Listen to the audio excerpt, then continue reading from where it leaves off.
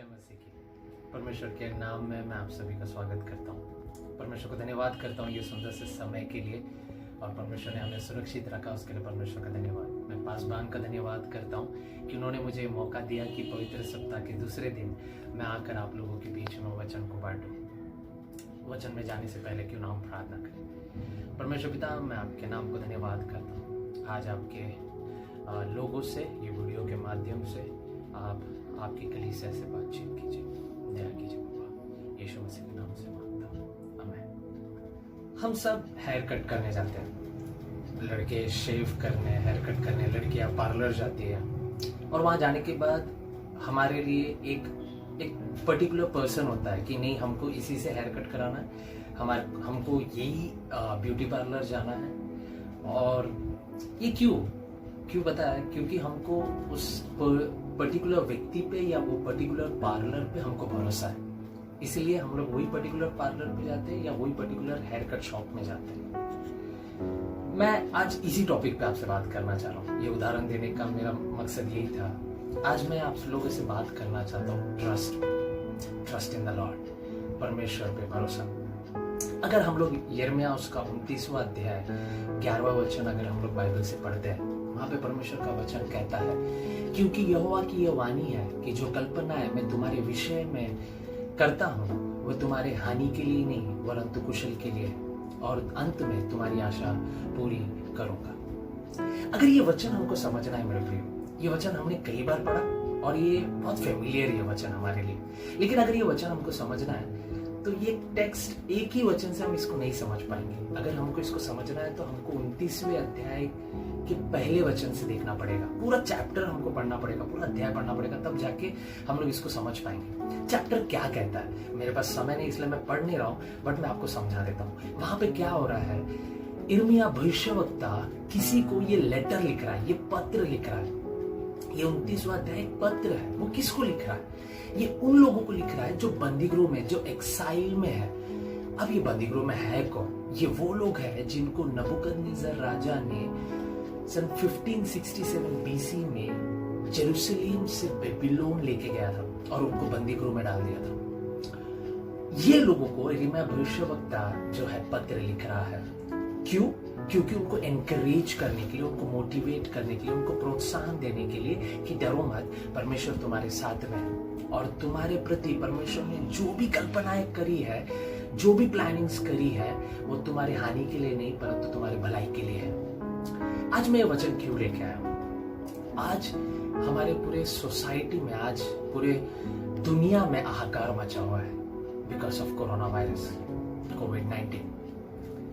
पूरे दुनिया में आज लोग तड़प रहे हैं, लोग मर रहे हैं, काफी केसेस बढ़ रहे हैं, लाखों में केसेस आ गए पूरी दुनिया में, और हमारे इंडिया में 4000 के ऊपर केसेस हो चुके हैं। और आप लोग को पता होगा कि महाराष्ट्र में, हमारे महाराष्ट्र में सबसे ज्यादा केसेस है। मैं आप लोगों को आज आशा देना चाहता हूं जो परमेश्वर ने हमें दिया है। मेरे प्रिय, परमेश्वर ने हमसे जो वाचा बांधी है कि वो हमको कभी कोई हानि नहीं होने देगा, हमें वो बचा के रखेगा, और जो भी प्लानिंग्स, कल्पना है वो हमारे विषय में किया है, वो हानि के लिए नहीं परंतु कुशल के लिए है। मुझे आप पूछ सकते हो, अगर वो हानि के लिए नहीं है तो काफी मसीह लोगों को भी कोरोना हो रखा है। हाँ, हो रखा है। जैसे अभी एक रिसेंटली टेस्टमनी सामने आया जो एबीपी न्यूज में भी आया था, मिसेस अनीता विनोद जो बिहार से है, उनको भी कोरोना हो चुका था, लेकिन जब वो ठीक हुई तब उन्होंने अद्भुत रीति से परमेश्वर की गवाही दी।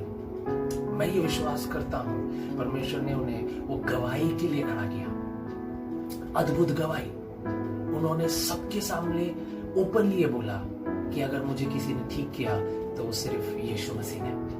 वो कह रही थी कि डॉक्टर्स भी मेरे पास नहीं आ रहे थे। कितना क्रिटिकल समय होगा ना, वो लोनलीनेस, वो अकेलापन, वो कोई उनके पास नहीं आ रहा था, लेकिन वो कह रही थी कि मेरे पास बाइबल था, और जब कभी बाइबल पढ़ रही थी उनको ये लग रहा था कि कोई उनके पास है, और वो ओपनली आज गवाही दे रही है। रिसेंटली डॉक्टर बेनी प्रसाद ने भी उनका इंटरव्यू लिया और उन्होंने उसमें भी कहा कि हाँ, सिर्फ और सिर्फ यीशु मसीह ने मुझे चंगा किया है।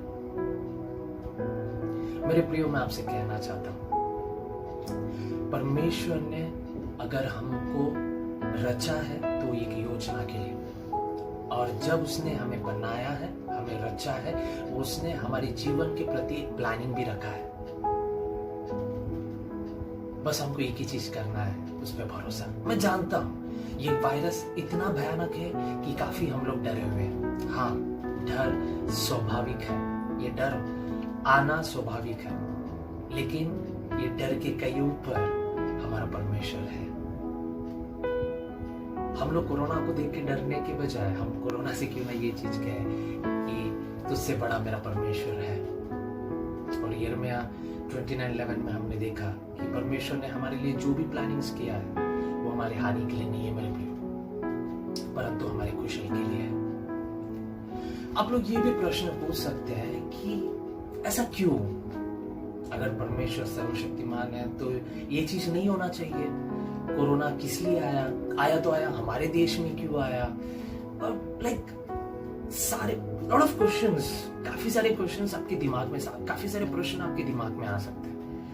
मैं इस सारे प्रश्न का उत्तर आपको तो नहीं दे सकता हूँ, परंतु मैं आपको एक वचन मैं आपको दिखला सकता हूँ। यशायाह उसका 55 अध्याय 8वां वचन, क्योंकि यहोवा कहता है, मेरे विचार और तुम्हारे विचार एक से नहीं, ना तुम्हारी गति और मेरी गति एक सी है।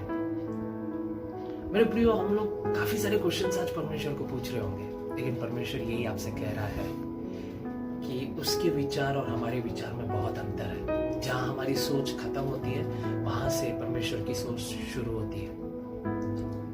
और एक चीज हम लोग याद रखेंगे, जैसे मैंने आपसे पहले भी कहा, यिर्मयाह 29:11 में 29वां अध्याय 11वें वचन में, कि परमेश्वर ने हमारे लिए जो भी प्लानिंग्स किए, जो भी कल्पनाएं की, वो हमारे हानि के लिए नहीं है मेरे प्रियो। भजनकार भी काफी सुंदर रीति से भजनकार कहता है, पूरे उसके भजन संहिता में उसने काफी बार परमेश्वर पे भरोसा रखने की बात की है। मैं यहाँ पे मैं आपको बाइबल खोल के नहीं दिखाता हूँ, परंतु मैं कुछ वचन आपको कहना चाहता हूँ। भजन संहिता उसका 62 अध्याय 8वां वचन, भजन संहिता उसका 56 अध्याय 3 वचन, भजन संहिता उसका 112 अध्याय उसका 7वां वचन। आप बाइबल पढ़ के देखिएगा, जहां पे भजनकार परमेश्वर पे भरोसा जता रहा है, पर भजनकार परमेश्वर पे लाइक पूरा ट्रस्ट दिखा रहा है कि दैट परमेश्वर आपको छोड़ और कोई नहीं है। क्यों ना आज हम वो भरोसे के साथ रहे। मेरे प्रियो, परमेश्वर पे बाइबल में भी काफी लोगों ने भरोसा किया। अब्राहम ने भरोसा किया, डैनियल ने भरोसा किया, यूसुफ ने भरोसा किया। जितने भी लोगों ने परमेश्वर पे भरोसा किया ना, वो कोई भी निराश नहीं हुआ। मैं आज आपको इनकरेज करना चाहता हूँ, ट्रस्ट इन द लॉर्ड। परमेश्वर पे भरोसा रखिए। सोसाइटी में आज हमारी पूरी दुनिया में हाहाकार मचा हुआ है, परंतु मैं आपसे कहना चाहता हूँ, डरिएगा नहीं। अपनी आंखें उस पर्वतों की ओर लगा के रखिए जहां से हमें सहायता मिलती है। वो सहायता सिर्फ और सिर्फ हमें यहोवा की ओर से मिलती है। और ये महामारी से मैं आपसे कहना चाहता हूँ, हमें परमेश्वर के अलावा और कोई नहीं बचा सकता है, और उसके अलावा हमें और कोई चंगाई नहीं दे सकता है। अगर हम लोग 2 दिन बाद हम लोग गुड फ्राइडे मनाने वाले हैं, जहाँ यीशु मसीह ने अपना लहू बहाया। You know why? परमेश्वर ने वो लहू क्यों बहाया? वो लहू बहाकर परमेश्वर ने हमें मोल लिया, उसने खरीद लिया। सो अगर परमेश्वर ने हमको खरीद लिया मेरे प्रियो, तो आप सोच के रखिए कि वो हमें किस रीति से हमें प्रोटेक्ट करके रखेगा, वो किस रीति से हमें संभाल के रखेगा। और परमेश्वर आज आपसे कहना चाहता है, हम सबसे कहना चाहता है कि that trust in the Lord. परमेश्वर पे भरोसा रखिए और प्रभु हमें सुरक्षा देगा। और परमेश्वर ने जो भी हमारे लिए प्लानिंग्स किया है, वो हमारे हानि के लिए नहीं, परंतु हमारे कुशल के लिए है। आइए हम दुआ करें। स्वर्गीय पिता, हम आपको धन्यवाद करते हैं आज के वचन के लिए।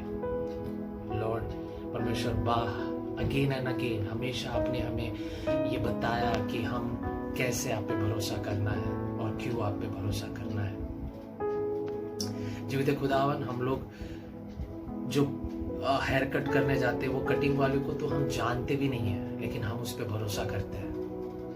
तो अगर उस पे हम उतना भरोसा करते तो आप पे कितना करना है हमें। और ये मुसीबत के समय, ये महामारी के समय जीवित खुदावन हम आप पे भरोसा करते हैं। हमारे कलीसिया के साथ रहिए, हमारे कलीसिया के हर एक फैमिली के साथ रहिए, सबको ब्लेस कीजिए, आशीषित कीजिए। ये पवित्र सप्ताह सभी के परिवार में आशीषित का कारण ठहरने पाए। सभी को ब्लेस कीजिए, आशीषित कीजिए। यीशु मसीह के नाम से मांगता हूं, ग्रहण कीजिए।